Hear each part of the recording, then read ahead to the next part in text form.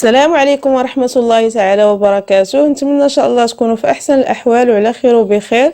اليوم ان شاء الله جيتكم بواحد الاقتراح او ديال واحد الوصفة جربتها، عجبتني النتيجة ديالها، قلت علاش لا ما نشاركهاش معكم. الا وهي تحلية المشاهير او ملكة الحلويات الشرقية، حل الخشخاش. جربتها ماشي بالشعريه الباكستانيه وماشي بشعريه الكنافه، جربتها بالشعريه السفه. ان شاء الله بقاو معايا باش تعرفوا على المقادير وطريقه التحضير والنتيجه اللي اكيد ان شاء الله غادي تعجبكم وتحفزكم نتوما تجربوها بحالي. السلام عليكم ورحمة الله تعالى وبركاته، متتبعي قناة نوال تي في شانيل. اليوم ان شاء الله كيف ما شفتوا معايا في البداية ديال الفيديو غنحضروا مع بعض حلى المشاهير او حلى الخشخاش. نبداو على بركة الله في المكونات. عندي هنا 200 غرام ديال الشعريه الصفا اللي كنعرفوا كاملين ان الوصفه الاصليه ديال هذه التحليه كتحضر بالشعريه الباكستانيه. الشعريه الباكستانيه ما كنلقاوهاش موجوده في المناطق كاملين، وبالنسبه للثمن ديالها كيجي غالي. 200 غرام كتباع ب40 درهم، حنا كتباع عندنا هنايا، ولكن ماشي كلشي بالامكان ديالو يحضرها بهاد الشعريه الباكستانيه. وكبديل كاين اللي كيحضرها بالكنافه، بعجينه الكنافه. غادا نحضرها معكم اليوم بالشعريه الصفا اللي كتشوفوا معايا. المكون الاول اللي غنبداو به الشعريه الصفا. الشعريه الصفا كنعرفوها رقيقه بحال هكا، جربتها بها وعطاتني نتيجه زوينه بحال اللي حضرتها بشعريه الكنافه. والشعريه كيف ما كنعرفوا الثمن ديالها جد مناسب، رخص من الشعريه الباكستانيه. كيف ما قلت لكم 200 غرام ب40 درهم، والكنافه كيلو كيتباع ب50 درهم. الشعريه كاملين كنعرفوا ان الشعريه الصفا كتباع ب10 دراهم او 11 درهم. الشعريه خصها تكون صفا من نوعيه جيده. حضرتها وعجبتني النتيجه ديالها وقلت علاش لا ما نشاركهاش معكم. عندي هنا كيف ما قلت لكم هي كتاخذ شويه الوقت باش كنحمروها في المقله بحق النتيجه ديالها مزيانه. عندي هنا 200 غرام كيف ما قلت لكم. غادا غندير ملعقه الزبده في المقله، وغادا نديرها على عافيه مهيله، وغنبدا نحمر هاد الشعريه ديالي. عملت الزبده هنا فوق النار، غنبدا نضيف الشعريه كيف ما قلت لكم على نار مهيله.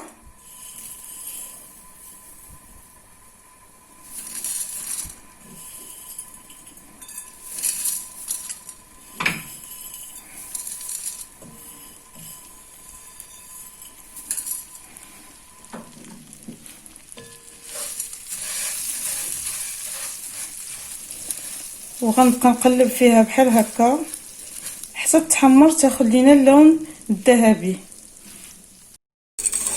شفتوا معايا بدات كتاخذ اللون الذهبي. كنبقى هكا كنحرك، ما كنغفلش عليها باش ما تحمرش اكثر من القياس.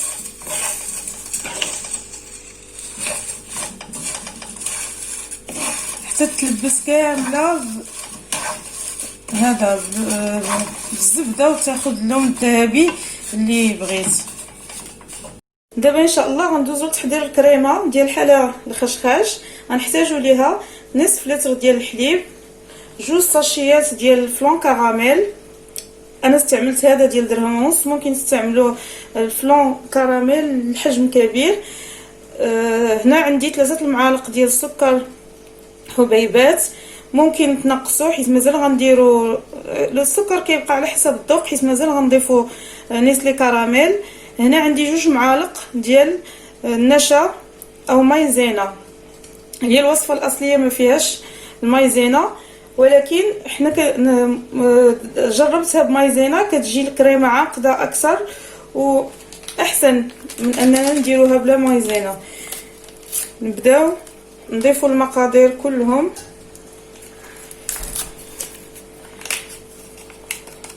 الحليب ممكن تضيفوا نكهة الكراميل باش تزيدوا تعزوا المذاق ديال الكراميل. انا غنكتفي بالنكهة ديال الفلان.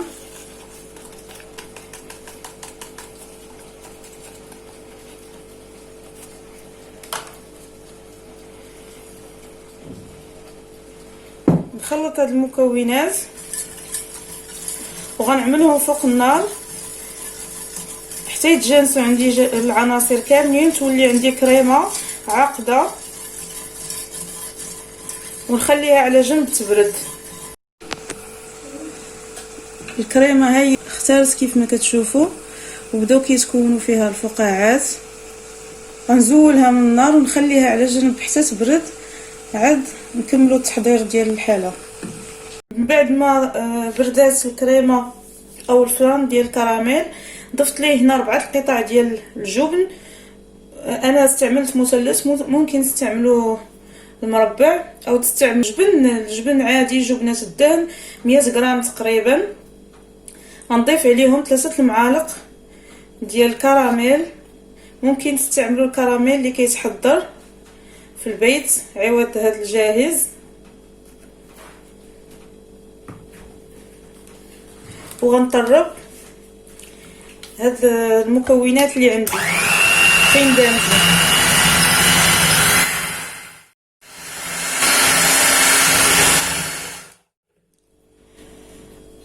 من بعد ما ندمجوا المكونات اللي عندي كاملين، غنخلي كريمه الفلان على جنب وغنطرب معكم.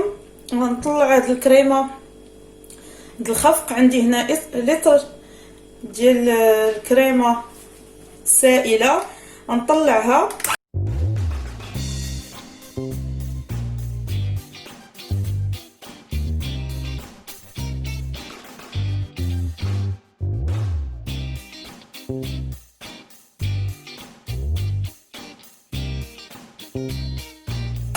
من بعد ما طلعنا الكريمه. غنضيف عليها الكريمه الاولى ديال الفلان وغنطرب حتى ينسجموا عندي الكريمات بجوج بيهم.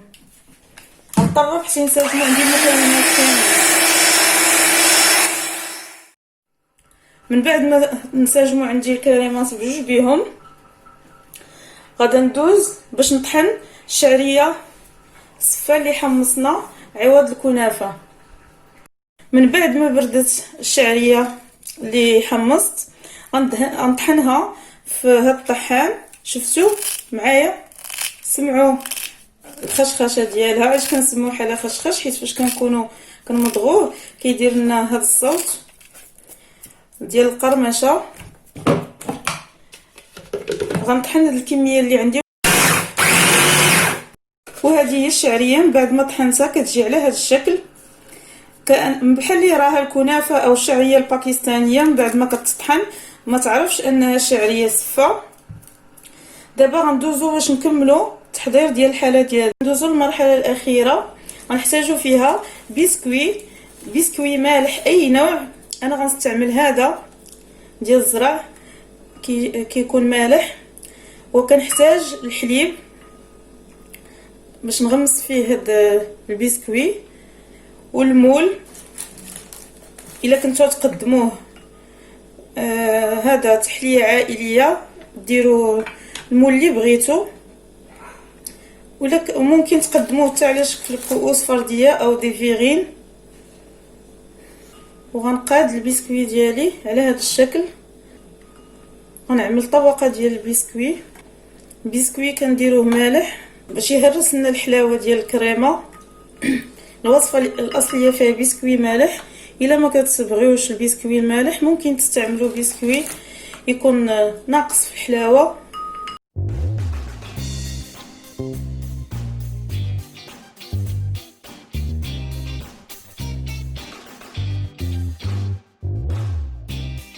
ودابا غنديروا طبقه ديال الشعريه، واللي غيستعمل الكنافه يدير طبقه ديال الكنافه، وممكن ديروا طبقه ديال البسكوي، موراها طبقه ديال الكريمه، عاد الفوق الكنافه. بجوج بيهم كيعطيو نفس النتيجه. الشعريه كتبقى مقرمشه اكثر، كتصبر مده اطول، ماشي بحال الكنافه دغيا كتفقد ديك القرمشه ديالها، او الشعريه الباكستانيه. هاد الطريقه ديال الشعريه صفه كتبقى مقرمشه اكثر. نغطيو البسكوي كامل بالشعريه والكريمه. دابا غندير الطبقه ديال الكريمه، انا عملتها هنا في البوش باش يجي الشكل ديالها متجانس، وممكن ديروها عشوائيا بالملعقه او بالسباتول. من بعد ما درت الطبقه ديال الكريمه، هنا عندي اللوز والقرقاع مهرمشين ومحمرين. الوصفه الاصليه ما فيهاش المكسرات، اللوز والقرقاع.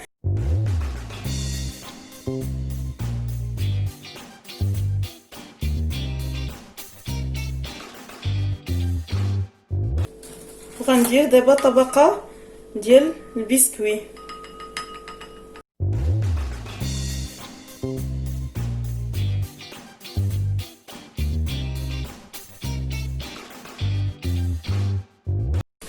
ودابا غنعمل طبقه ديال الشعريه.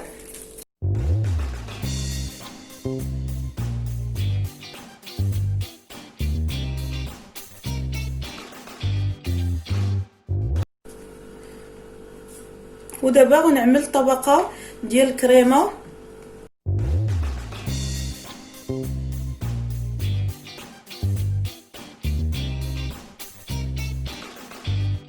بعد ما عملت الطبقه الثانيه ديال الكريمه، غندخلها للثلاجه تماسك الكريمه مزيان وتبرد من 3 حتى 4 ساعات. الطبقه الاخيره ديال الشعريه ما غاداش نديرها دابا حتى تبرد مزيان، سواء استعملتوا هاد الشعريه الصفاء او الشعريه الباكستانيه او الكنافه. ما ديروهاش حتى تبغيو تقدموها باش تحافظ لكم على القرمشه ديالها. بعد ما خرجتها من الثلاجه دازت تقريبا 4 ساعات. دابا غادي ندير الطبقه النهائيه. غندير طبقه ديال اللوز والقرقاع اللي كنبقى ليا مهرمشين ومحمرين.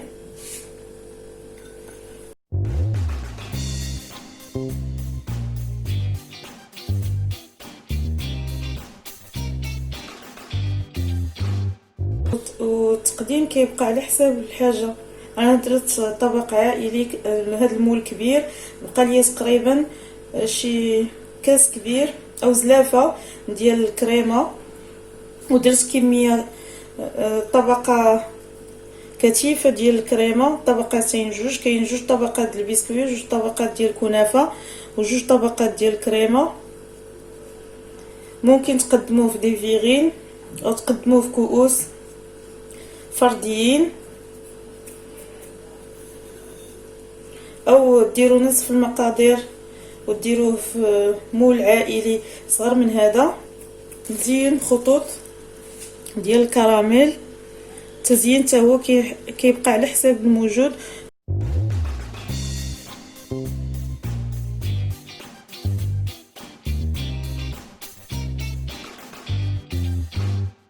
وخطوط ديال الشكلاط، صلصه الشوكولاته،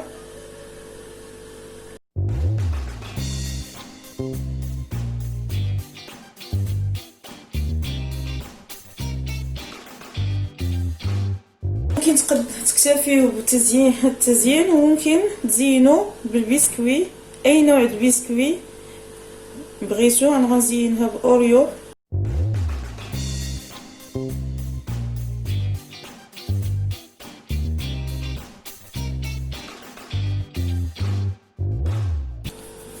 هذه هي التحليه ديالنا، الشكل النهائي ديالها. شفتوا كيفاش كتجي؟ كي قلت لكم طبقه كثيفه ديال الكريمه، طبقه البسكوي، طبقه الكريمه، طبقه البسكوي والكنافه، وطبقه الكريمه. والتزيين كي قلت لكم على حسب متوفر عندنا في البيت وعلى حسب اللي الذوق ديالكم. نتمنى تجربوا هذه الوصفه، اكيد ان شاء الله غادي تعجبكم، خاصه بهذه الشعريه ديال الصفه. شفتوا معايا وريتكم القرمشه ديالها كيفاش كتبقى، واخا تبات حتى لغديك ما كيوقع ليها والو. you.